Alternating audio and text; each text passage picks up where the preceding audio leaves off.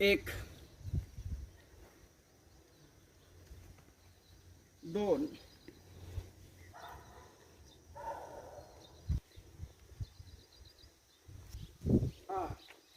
Relax. 4-5 वेळा करायचं आहे फक्त. शरीराचा लाडकपणा ठेवू नका.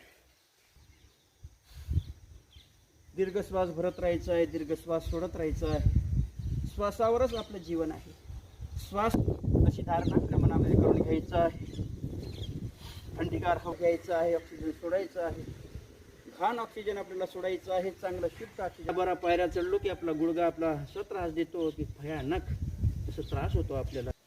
दुखू द्या, थोडंसं दुखणंच चालेल पण एकदम रिलॅक्स होऊन जाईल, कधीच दुखणार नाही.